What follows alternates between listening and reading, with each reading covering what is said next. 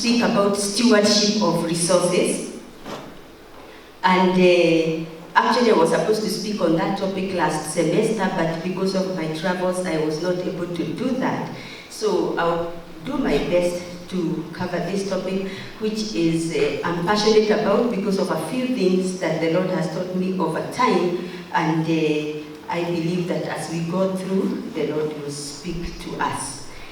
Let's begin with prayer.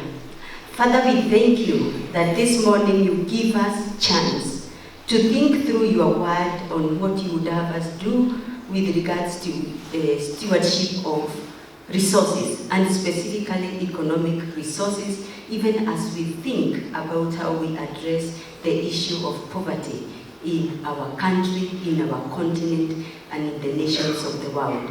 We thank you that you are able to transform us and to use us as agents of transformation, so that what you continue to do in us, you will also continue to accomplish through us, even in other people. We thank you for the name of Jesus, for the cause of the gospel that will continue to be proclaimed through what you do in us. So thank you that you are with us and you are going to speak to us, for we pray in Jesus' name. Amen. So when we look at the definition of a steward from Merriam-Webster Dictionary, it has two levels of meanings, and one has to do with office or duties or obligations that are given to a person who is a steward. And also, the second one has to do with different verbs of what a steward can do. So it could be an office, and it is also an activity, conducting, supervising, or managing something. So when you are given something, you are entrusted to manage something, then you are being given the work of stewardship, and then you are a steward. In Luke chapter 12, verse 42, Jesus gives a parable concerning a faithful and wise steward.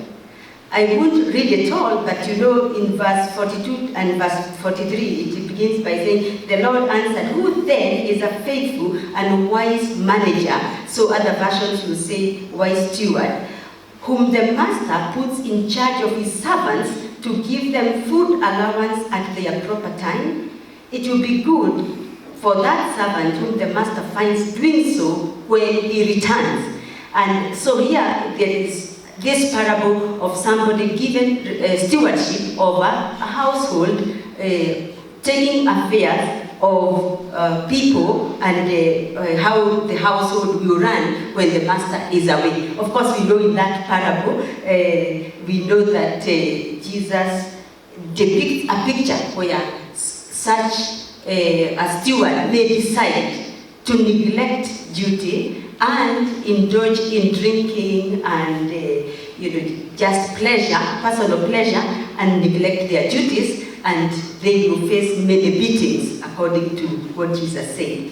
1 Corinthians 4:4 says, that is Paul writing to the Corinthians, this is then how you ought to regard us, as servants of Christ, and those entrusted with the mysteries God has revealed.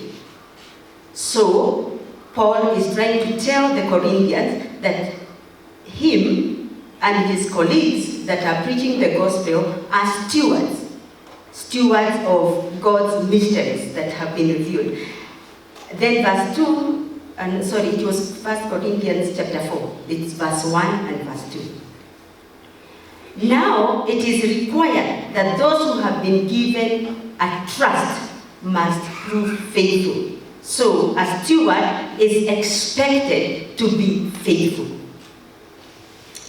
And I remember Jesus saying in another place that if somebody is not faithful in what is somebody else's, then who will make them faithful in what is their own?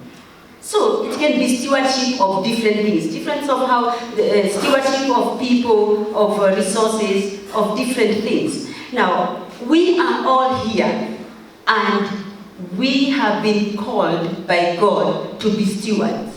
Stewards of different things, and in all our various facets of lives, we are stewards of different aspects of things that we do. For students, you are here, maybe those who are the graduates, your fees has been paid by maybe the government, maybe your parents, maybe yourself, and you must practice and exercise stewardship because that resource is being used and it must bring its returns. For those of us who are working, we have also been given stewardship. I am a dean and I am overseeing 14 staff members. So I have that level of stewardship because of the people I'm overseeing, but we also have part-timers, and at every given semester we could have staff of 30, 40, depending on the number of courses we are offering. And in that level, I am a steward. But then, all of us, we have one commodity. All of us, we have 24 hours in a day, and we are stewards of time. We must be good stewards of time. We have different kinds of resources. They could be economic, and they could be environmental. God has given all of us resources that we are called to be steward of. In fact, the whole essence of creation, when God created male and female, He created them so that they can manage the earth that He created. And in that sense, by the very nature of creation, we are created to be stewards of God's creation. So, there is no one here among us who can say, I have nothing to manage. We are all managers. And we do not need actually to have a title, either in an office, called manager, because by our very creation, we are managers. Or we are created to be managers. So it is unfortunate that sometimes we actually need to be policed by other people, to be supervised, to be managed, when we all have been created to be managers. So as I talk to us today, I want us to imagine, to have that image of God's creation before the fall. Before the fall brings different aspects of sin and different levels in which sin affects us, so that many times we do not exercise stewardship. And many times, instead of being stewards, we are being stewarded.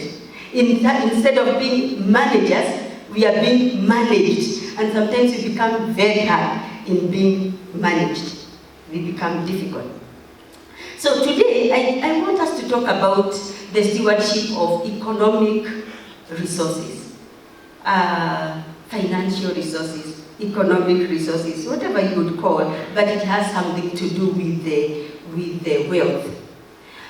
According to the Kenyan demographics in the census that was just done last year, in August 2019, we have in Kenya a population of 47.6 million people, and 17.8 million in learning institutions, 11.6 million left school after completing, 6.9 million left school before completing. Now, of course, they have not yet come up with the details so that we can be able to do detailed analysis. So when it is completion of school, it is not clear whether it is completion of primary school or completion of secondary school or whatever. But 7.1 million never in school, 10 million were attending primary school, that is by last year, and the demographics continue to where we come now to those who are in tertiary education, university education, 471,000.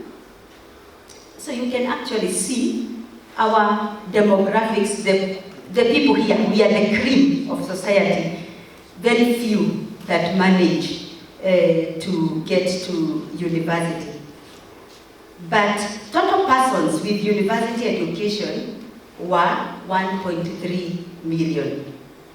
You can see the pyramid, yeah? The people with university education, you can see the pyramid, majority of the people are down here. So I'm talking to people who have privileges, privileged by God. And therefore, in addition to being born and created to be managers, God has also invested in us through different ways, parents, friends, government, whichever way you have found yourself to be here, God has invested heavily in us to be on top of the pyramid, of the educational pyramid. And we know that in many cases, that also corresponds to economic growth. There is a relationship between education and economic ability. And so, we are called to be stewards. And as stewards, there are a few things that I want us to think about together. Allow me not to talk about these other demographics, about the male and the female, and their activities according to those demographics. It will be sent, the slides will be sent and you can be able to read. But Kenya ranks as 29 in terms of populations, the most populous nations of the world. Kenya ranks as 29 out of about 140 countries. But over 36.1% of our population lives below the poverty line. And that the poverty line was defined as living beyond about 1.9 or $2 per day. 200 shillings, what can 200 shillings do for us in a day?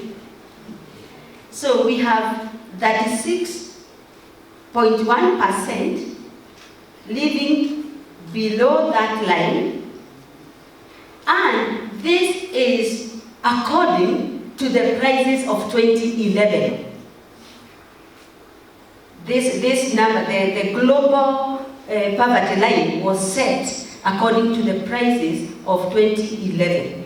So now we are 9 years after, and you know how inflation in Kenya has been. Now, when I'm talking about Kenya, you may have come from Nigeria, from West Africa, other Eastern African countries, Central Africa. Just think about your country and how the demographics look like. And the level of poverty that we see in our world today is actually so bad that it is a reason for stunted growth in many areas. Even one of the reasons why we have problems of having people afford university education, it is the same reason. Because if people are not affording food, how will they be able to afford education? And you find that education, you see, there is this formal education here, but you find that even at the levels of education, like in the church we also need to educate people, yeah? We need to educate people so that people can learn their God-given mandate so that they can be able to live according to their full potentials. But there is no training, whether it is formal or informal, or non-formal, whether you're having refresher courses or you're having seminars or conferences out there in the church, there is nothing that we can do without cost. And so many people miss out from education because they cannot be able to afford. So today we are having a lot of unemployment. And so if you look again at the rank of Kenya, you have about 40, we are number 41 among the highest number of people living below the poverty line. And so when you come to the youth, there is unemployment. And the face of poverty today in Kenya, you can be described by the youth, children. In fact, among the people living in extreme poverty in the world, they say 75% of those people are in sub-Saharan. They are in our part. 75% of people living in extreme poverty. That below poverty line. So what can we do? Is there something that we can do? What can we do to empower generations so that we see our children getting lifted up from the situations that they are in and we find ourselves in? Because if we are where we are, what about generations to come? Chaplain said, we have over 20 children. Yes, we have 2 biological children, and then God called us to begin a children's home in 2005. And so we have 20 children that live with us here at AIU because 16 of them are students here at AIU. And the others are at Karen Christian and also Karen Technical College, but we do have another 65 in the children's home, which is in Gom. I have a book which is in the library called Against All Odds, so you can read that story, but I also have some copies here, and you can be able to read my story, the story of how God led us to begin that.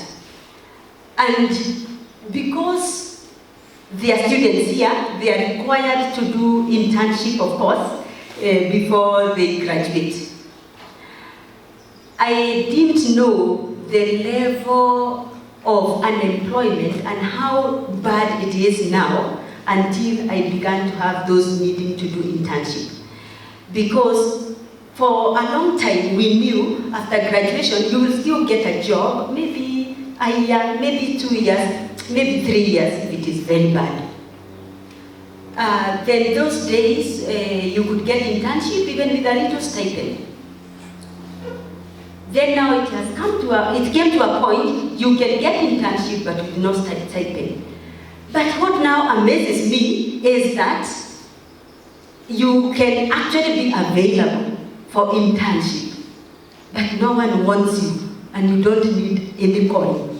You are ready to support yourself to get to the workplace, but you are not getting any opportunity. Things are very bad when it comes to employment and things like that. So what would God have us know from His Word?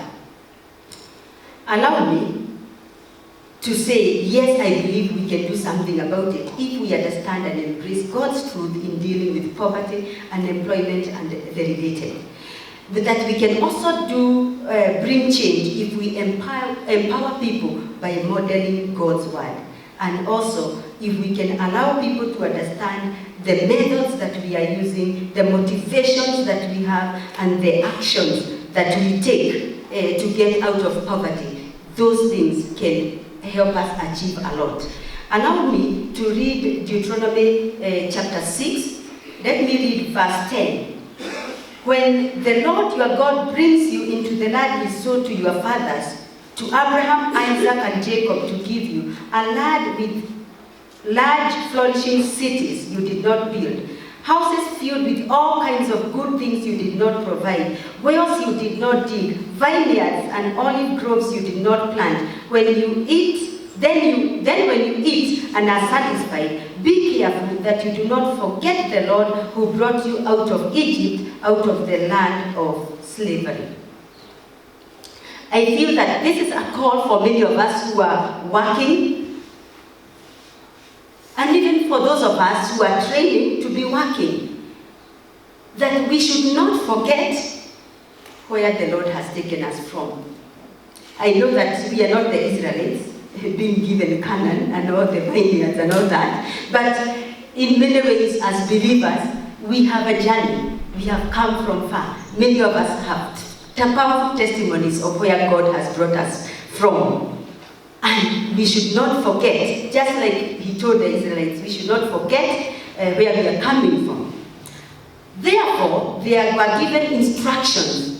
After they had come from Canaan and when they got into Mount Sinai, they had to stop almost for over a year to be instructed on how they were to live in the land they were going to.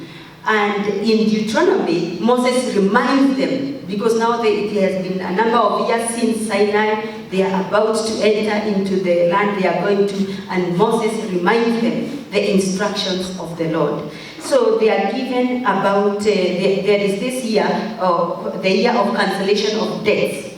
And that passage teaches how God would have people, I believe, deal with poverty or the poor among them. Let me read quickly. And don't worry, because I will not say much, because the word of God says a lot for itself if we follow. However, there should be no poor among you. For in the land the Lord God is giving you to possess as your inheritance, he will richly bless you, if only you fully obey the Lord your God and are careful to follow these commands I'm giving you today. For the Lord your God will bless you as he promised, and you will lend to many nations, but will borrow from none. You will rule over many nations, but none will rule over you. If there is a poor man among your brothers in any of the towns of the land that the Lord your God is giving you, do not be hard-hearted or tight-fisted toward your poor brother. Rather, be open-handed and freely lend him whatever he needs. Be careful not to harbor this wicked thought. The seventh year, the year for cancelling debts is near, so that you do not show ill will toward your needy brother and give him nothing. Then he may appeal to the Lord against you, and you will be found guilty of sin. Give generously to him, and do so without a grudging heart. Then, because of this, the Lord God will bless you in all your work and in everything you put your hand into. There will always be poor people in the land. Therefore, I command you to be open-handed towards your brothers and toward the poor and needy in your land. If a fellow Hebrew, a man or a woman, sells himself to you and serves you 6 years, in the 7th year you must let him go. And when you release him, do not send him away empty-handed. Supply him liberally from your flock, from your threshing floor, from your winepress. Give to him as the Lord your God has blessed you. Remember that you were slaves in Egypt, and the Lord God redeemed you. That's why I give you this command today. God, according to what he wanted to see in Israel, which I believe Israel, his instructions to Israel is depict his heart for all nations. Because he is taking this nation and he is teaching them certain things, and he wants the whole world to know this is God, these are his commands, and this is how he wants people to live. There should be no poor people. This was the will of God, and it is not wishful thinking. It was based on God's promise to bless them. The only condition they were given, total obedience to God's word. And therefore, the instruction of the Lord is that he will bless. And therefore, if he will bless, why then not become a blessing? But then, God also talks about if there is a poor person among you, if there is a poor person among you, and then later he says, there will always be poor among you. Why? Because there are different situations that can bring poverty. But what I see is that God was never talking about poverty as a description for some people, like generation after generation, they are poor. They are poor, their children are poor, their children after them are poor, and they are poor. I think by all implications when I read, God refers to what I would call situational poverty. And there are many reasons why people would be poor. For example, natural calamities. What about being orphaned, being widowed? It could bring situations of poverty. Losing something. You can even lose a crop, like in their farming practice as a main way of resources. They could lose. So, because already by the time they were going to Canaan, the fall had come. There are many reasons why people could be poor. But then, that is why God doesn't want that to be a permanent condition for those people. God wants the people to get out of poverty. But how will they get out of poverty? Because He commands the community to be generous to the poor and to give not grudgingly. That is according to verse 10. And then also because God has promised to bless the work of their hands. So, giving to the poor is based on the premise that God has blessed His people. And also, giving to the poor results to blessings. There is a verse that actually says, when you give to the poor, you lend to the Lord. Can you imagine lending to the Lord? And can God be a debtor of any persons? No. It just means that as we do that, then God also continues to bless and to bless. Let's not allow generation after generation to be poor. So what principles can we learn from what is implied within that scripture, and also if you look at the whole Bible? Principles of stewardship of resources. I think three things are important. One, they were going there, and the first thing they were to do was to own. They were to inherit, they were to be allocated land. So they were to own. So one principle of stewardship, when we are going to manage and to thrive economically, is to actually grow towards ownership. Own legitimately. But then they are supposed to be working on that land, and they are supposed to be producing, and therefore they are supposed to be earning. So earn diligently. But then now, when it comes to using, they are supposed to be using for themselves, and they are also supposed to be giving. So there is also an aspect of spending. So spend prudently. Okay. So, I will not be able to explain each of them, but let me say that if you are here and you are already working and you do not own, whether it is land, house, you do not have assets, in other words. When you look at what you have, you can only talk of liabilities. There is an answer, because it is in God's will for us not to be in perpetual poverty, for us not to be in extreme poverty. It is in the Lord's will for people to own. And therefore, God being a provider, I know that He can provide for us. If you are here, you do not have a job, because either you are a student or you actually have been looking for work and you have come back to school because you are not getting a job. It is God's will. It is in God's will for us to earn. So we need to earn diligently. And when it comes to spend, we need to spend wisely. Let me just allow me to, because I think I was thinking I had to be very focused in terms of owning. And also talking with my husband, and now bringing him into my vision so that we can pray that God would provide land. So finally, God provided land and then provided a house. You can go down to pictures. So that is about ownership. How did God provide? We started investing in a circle.